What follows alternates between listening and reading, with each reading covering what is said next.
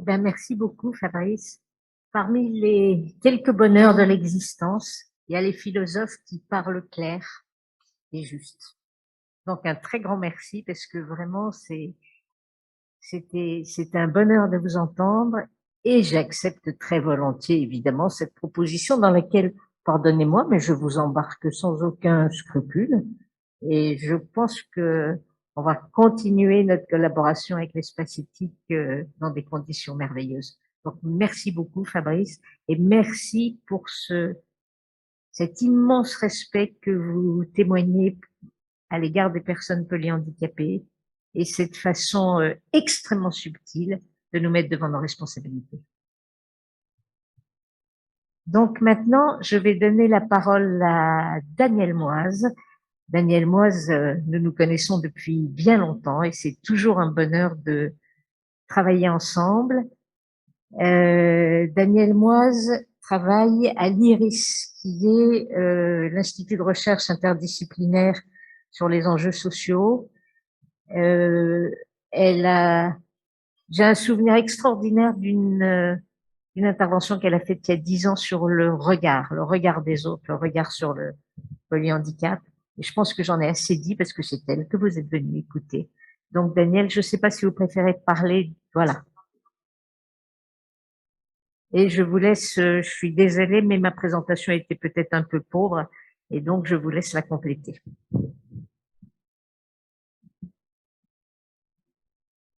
Alors, bonjour à tout le monde. J'ai oublié ma montre, alors vous m'arrêterez, à moins qu'il y ait une pendule là, peut-être. Oui, oui, je vois ça. Ah, merci beaucoup. Merci, merci beaucoup. Bon. Alors, bonjour à tout le monde. Et d'abord, j'ai été très touchée en arrivant d'apprendre le décès d'Elisabeth Zuckman que j'ignorais puisque c'était au moment des confinements. Moi, vous me dites que je suis occupée à l'IRIS, mais je suis surtout occupée dans l'enseignement secondaire. Et donc, quand je suis partie avec mes élèves, voilà, je n'ai pas su. Et j'étais très touchée d'apprendre cela et de la voir tout à l'heure. Donc, je lui dédie un peu ce moment de partage avec vous. D'autant plus que le film m'a vraiment beaucoup touchée. Je vais peut-être en parler. Voilà. Alors, vous m'avez demandé de traiter de la question de savoir à quelles conditions une innovation est un progrès. Alors, c'est une question qui m'a beaucoup touchée parce que en fait, je pense qu'elle est au cœur de l'existence pour les problèmes qui vous préoccupent, mais pour les problèmes qui préoccupent tout le monde. En 2013, il y a eu au Grand Palais une magnifique exposition Georges Braque. Et j'y suis allée 3 fois, et j'essayais de salle en salle de trouver, d'essayer de comprendre, d'essayer de voir plus exactement ce qui se passait, ce qui se jouait dans cette peinture. Et puis, quand je commençais à m'habituer à quelque chose, je me disais, tiens, ah oui, là, il a fait ça, et puis là, il fait ça, et puis, enfin bref, j'avais l'impression d'une espèce de logique. Paf, je changeais de salle, et c'était plus du tout ça. Voilà. Et de fait, ça m'a énormément frappé. Et Braque disait, quand on commençait à l'associer par exemple au surréalisme, au cubisme plutôt, disait, faut pas compter sur moi pour faire du Braque sur mesure. C'était au moment où j'étais en train d'écrire mon livre sur Barbara, parce que je suis une philosophe un peu errante. Et la voix de Barbara accompagnait ma vie tout le temps. Et je voulais lui rendre hommage au moment des 20 ans de sa mort, en 2017. Et il y a une interview assez incroyable de Barbara qui arrive aux fêtes de sa gloire dans les années 70, je crois que c'est en 1969. Elle vient d'avoir un succès incroyable à l'Olympia. Et à la stupéfaction générale, elle dit « j'arrête ». évidemment, les gens comprennent pas du tout. Et il y a un journaliste qui me dit, c'est pas un peu un échec? Est-ce que, en fait, voilà, vous allez jusqu'à la gloire, puis finalement, vous partez. Et voilà ce que répond Barbara. Non, je n'ai pas laissé la chanson, j'ai abandonné une façon de travailler qui était une espèce de fonctionnariat. Comme un fonctionnariat. Je dis, je ne veux plus faire tous les ans un disque, tous les ans un music hall, revenir tous les ans dans une même ville à la même heure. Ça, je ne veux pas. Parce qu'il y a une espèce de malhonnêteté qui s'installe, de facilité. J'ai dit, je ne veux pas continuer, je veux recommencer. Je veux faire autre chose. Voilà quelqu'un de vivant. Quiconque se répète, en effet, devient risible. C'est la définition de Bergson. C'est la définition que donne Bergson du comique. Qu'est-ce que c'est que le comique pour lui? C'est la mécanique plaquée sur du vivant. Et ça nous intéresse beaucoup. Parce que effectivement, quand on commence à s'endormir sur ses lauriers, quand on commence à refaire ce qu'on avait l'habitude de faire, on devient une espèce de caricature de soi-même. C'est ce qu'ont bien vu Braque et Barbara. Je ne veux pas faire du Braque sur mesure. Et Barbara aurait tout à fait pu dire je ne veux pas faire du Barbara sur mesure. Voilà ce que dit Bergson dans son livre sur le rire, qui est un petit chef-d'œuvre. Si on voulait définir le comique en le rapprochant de son contraire, il faudrait l'opposer à la grâce, plus encore qu'à la beauté. Il est plutôt raideur que laideur. Les attitudes, gestes et mouvements du corps humain sont risibles dans l'exacte mesure où ce corps nous fait penser à une simple mécanique. Je crois que c'était le dernier mot de votre film tout à l'heure. C'est quand même étonnant, on ne s'était pas concerté. Ainsi se résout la petite énigme proposée par Pascal, poursuit Bergson, dans un passage des Pensées. Deux visages semblables, dont aucun ne fait rire en particulier, font rire ensemble par leur ressemblance. On dirait de même les gestes d'un orateur, dont aucun n'est risible en particulier, font rire par leur répétition. Pourquoi? C'est que la vie vivante ne devrait pas se répéter. Voilà les raisons pour lesquelles le répétitif est comique. Et voilà aussi la raison pour laquelle l'innovation, la recherche du neuf est la condition de toute vie vivante. Quiconque est vivant se renouvelle, car le vivant lui-même se renouvelle. Pour peu qu'on y réfléchisse, poursuit Bergson, on verra que nos états d'âme changent d'instant en instant, et que si nos gestes suivaient fidèlement nos mouvements intérieurs, s'ils vivaient comme nous vivons, ils ne se répéteraient pas. Par là, ils défieraient toute imitation. Nous ne commençons à devenir imitables que là où nous cessons d'être nous-mêmes. Je veux dire qu'on ne peut imiter de nos gestes que ce qu'ils ont de mécaniquement uniforme et par là même d'étranger à notre personnalité vivante. Nouvel élément concernant la nécessité de faire le neuf, de faire du neuf. En réalité, pourquoi faut-il se renouveler? Parce que c'est à ce prix que nous sommes nous-mêmes. Dès que nous nous installons dans une manière d'être, au fond, nous cessons d'être nous-mêmes. Nous nous engouffrons derrière le masque d'un personnage. Il y a des scènes, une scène célèbre de L'être et le néant de Jean-Paul Sartre, où le garçon de café joue tellement bien le garçon de café que ça devient risible. C'est ce que Sartre appelle la mauvaise foi. Au lieu d'être naturellement ajusté à ce qui se présente dans une situation donnée, il joue le garçon de café. De la même manière, dès que nous commençons à jouer quelque chose et à nous enfermer dans une habitude, dans un personnage, dans une manière d'être mécanique, nous perdons le rapport à la vie et nous perdons le rapport à nous-mêmes. Évidemment, il y a un équilibre à trouver entre pas assez de répétition et trop de répétition. Pourquoi? Parce qu'il y a un équilibre à trouver entre pas assez de maîtrise et trop de maîtrise. Pas assez de maîtrise, eh bien évidemment, nous sentons tous que si nous avons à nous faire opérer, nous préférons quand même que le chirurgien ait une certaine aptitude répétitive à faire le geste qu'il va nous imposer. Et inversement, si le chirurgien est tellement mécanique, il va s'absenter du geste qu'il est en train de faire et il risque d'en manquer la perfection. Donc, d'où le refus, évidemment, de Braque et de Barbara de faire l'un du Braque sur mesure, l'autre du Barbara sur mesure.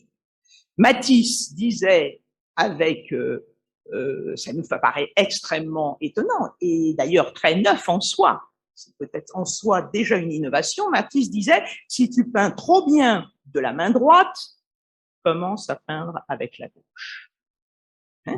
Et de fait, n'importe quel grand artiste se renouvelle et reste le grand peintre, le grand artiste, le grand quoi que ce soit qu'il a à être, à mesure qu'il se renouvelle. La condition de la nouveauté. Si trop de mécanique en musique, par exemple, il n'y a plus de musique. Il y a, je sais pas, une trentaine d'années, peut-être même plus que ça, le comique Bernard Allaire, qui avait d'excellents sketchs, se met à jouer, on voyait le comique jouer la sonate au clair de lune de Beethoven, et en voix off, on avait la voix de Bernard Allaire qui disait « Oh là là, cette sonate, il n'y a pas de surprise, et puis avec Beethoven, c'est toujours comme ça, et hop, c'était parti, nanana. » Évidemment, dès qu'on joue la sonate au clair de lune comme ça, il faut arrêter tout de suite, parce qu'évidemment, on est incapable de la rendre vivante, de la redonner vivante. Dieu sait si chez Beethoven, il y a de la nouveauté, mais précisément si on est dans une mécanique, dans une maîtrise qui nous prive du rapport à la vérité de la musique, évidemment, il faut s'arrêter. Donc, à quelles conditions l'innovation est-elle alors un progrès? Et d'abord, qu'est-ce que c'est qu'un progrès? Alors, notons que nous sommes dans une époque qui a fait du progrès son maître mot. Ça vient déjà d'un certain moment. Évidemment, autrefois, nous étions dominés par l'idée que les choses devaient être comme elles étaient. On était dans une attitude un peu conformiste, répétitive, et puis nous avons fait du progrès, au contraire. C'est apparu certainement avec la philosophie du XVIIe siècle, en particulier chez Descartes, qui a ambitionné de nous rendre comme maîtres et possesseurs de la nature. D'un seul coup, le progrès est devenu le maître mot des temps nouveaux. Peu de philosophes, par exemple, au XVIIIe siècle, à part Rousseau peut-être, ont une petite réserve vis-à-vis de l'idée de progrès. Donc nous sommes, pourquoi parce que pourquoi il y a un rapport entre maître et possesseur de la nature et l'idée de progrès? Parce que, évidemment, dans le progrès, il y a quelque chose de conquérant. Il y a quelque chose par quoi j'essaye de prendre ma vie en main, de me rendre éventuellement autonome. Donc, en fait, pour que une chose soit un progrès, il ne suffit pas qu'elle soit nouvelle. Une chose ne se mesure pas, la nouveauté d'une chose ne se mesure pas forcément à son actualité. Ainsi, on a assez, je ne vais pas donner des exemples pour fâcher personne, mais en revanche, on sait très bien que tel écrivain à la mode est sans doute beaucoup moins neuf que ne le demeure Marcel Proust. En réalité, ce qui est neuf, ce qui a une capacité de renouvellement, c'est ce qui a de l'avenir. Dans notre idéologie du progrès, je m'étonne un peu d'ailleurs qu'on ait encore une certaine admiration pour les classiques. Et si, par exemple, la comédie française peut paraître à certains un peu désuète quelquefois dans ses mises en scène, c'est pas du tout parce qu'elle programme Molière ou Racine, qui sont d'une nouveauté et d'une modernité absolue, mais c'est parce que elle est quelquefois piégée par un certain académisme, autrement dit par une espèce de conformisme. Mais il va de soi que Platon est plus neuf que bien des philosophes actuels. Donc la modernité ne se mesure pas à l'actualité. Le poète Godofredo Yomi disait « Ce qui m'émerveille chez le poète Hölderlin, c'est qu'il travaille encore. » Ça, c'est magnifique. De la même manière, on pourrait dire que Descartes travaille encore, Kant travaille encore, et que nous avons à nous coltiner avec ce travail dont nous n'avons pas encore épuisé la richesse. Autrement dit, ce qui est un progrès, c'est quelque chose qui a une richesse, c'est quelque chose qui a une vérité. Pourquoi tel classique est plus moderne que tel phénomène actuel? Parce que au fond, il y avait une puissance. Il y avait une puissance dans ces œuvres qui demeure et qui continue à être source d'éclairage. Donc, la condition pour qu'une innovation soit un progrès, c'est qu'elle ne soit pas obnubilée par le fait de faire du neuf pour du neuf, ce qui est la hantise de bien des réformes qui n'ont d'autre motivation que des décisions technocratiques. Évidemment, je ne suis pas aux prises avec les difficultés qui sont les vôtres, mais personnellement, je suis aux prises avec multiples réformes de l'éducation nationale, qui n'ont de moderne et de neuf et de nouveau que le nom. Et pourquoi? Eh bien, parce que au fond, on dit alors, par rapport à la réforme du baccalauréat, là, je peux vous en parler en direct, on dit les profs sont quand même vraiment réactionnaires, vraiment, ils veulent pas changer. Mais non, c'est pas qu'ils veulent pas changer, mais c'est parce qu'ils ne veulent changer que si ça a un sens, que si ça répond à une nécessité, que si quelque chose de véritablement humainement décisif se joue dans la réforme. Une réforme n'est plus une réforme lorsqu'il s'agit simplement de changer. Alors maintenant, la plupart des réformes sont des réformes numériques, comme si on épuisait la réflexion sur la pédagogie à travers la question de savoir si on va avoir des ordinateurs comme ci, comme ça. Bon, voilà. Non, ça c'est pas une réforme, ça. Ce qui paraît aux professeurs détestable, c'est qu'on leur impose de l'extérieur quelque chose. Et de la même manière, et là évidemment je rejoindrai tout à fait ce qui a été dit auparavant, quand est-ce qu'on est vivant, quand est-ce qu'on est en rapport et avec quelque chose de véritablement neuf, quand est-ce qu'on se renouvelle? Quand on va voir la situation telle qu'elle se présente. C'est-à-dire que c'est absolument une évidence que ça ne peut pas être ni le philosophe dans son bureau, ni le technocrate encore moins. Bon, si le philosophe est dans son bureau, il n'est pas philosophe. On a mis du chemin depuis que la philosophie est redescendue sur Terre depuis quelques siècles. J'ai pas le temps de vous expliquer comment, mais il y a quand même ce mouvement-là. Mais il est évident, personnellement, quand j'ai voulu essayer de parler ou dire quelque chose d'un peu intelligible concernant le dépistage prénatal, je suis allée voir les personnes concernées. Je suis pas restée dans mon bureau en train de réfléchir. Voilà. Donc, il va de soi que ce n'est que à partir des situations réelles, dans moi, ce qui m'a frappé dans le film tout à l'heure, c'est toute cette intelligence sensitive qui se manifeste. C'est fini les idées abstraites. Il y a vraiment, enfin non, c'est pas fini malheureusement, mais il faudrait que ce le soit. C'est tellement beau. Il y avait quelque chose de semblablement pétillant dans le regard d'Elisabeth Zuckman et de ces personnes dont elle s'est occupée toute sa vie. On voit très bien quand est-ce que quelque chose est important pour une personne, quand est-ce que pour cette jeune fille qui va être accompagnée à faire du vélo avec son père, il y a quelque chose qui vient complètement vivant, complètement réel. Donc les philosophes peuvent rien vous dire là-dessus. Je suis désolée, mais les philosophes ne peuvent qu'accompagner et regarder ce que vous êtes en train de faire. Je vous rejoins complètement. Si on voit qu'un jeune homme qui a le regard presque tout le temps baissé, d'un seul coup, avec les massages, avec la baignoire, ça me touche beaucoup parce que ma mère est atteinte d'une maladie proche d'Alzheimer, je ne sais pas si c'est exactement ça, mais elle adorait la piscine, elle redevient vivante quand on prend le risque à 90 ans. Je trouve ça tellement courageux de faire un truc pareil pour les gens qui le font. Donc évidemment, quand est-ce qu'un progrès sera un progrès? Quand on aura les moyens de cette singularisation, de cette approche, de cette écoute, quand on en aura le temps. Et là, évidemment, on rejoint tragiquement vos remarques initiales, c'est-à-dire que tous les métiers qui en sont véritablement sont désertés. Il n'y a plus de profs, il n'y a plus de médecins, il n'y a plus de personnes qui s'occupent des personnes en situation de handicap. Et à partir de ce moment-là, on peut se gargariser des mots de progrès, d'innovation, etc. C'est pas la peine.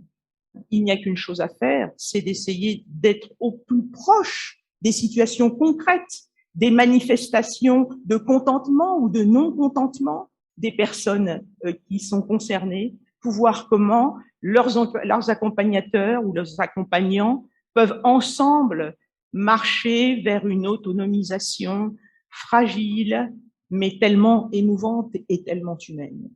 Voilà, je crois que c'est à peu près ce que j'ai dit, épuisé à peu près mon temps de parole, mais pas le dépasser trop non plus. Donc voilà, c'est à peu près ce que j'avais à vous dire sur l'innovation ce matin. Et évidemment, j'espère qu'on va pouvoir en parler maintenant ensemble.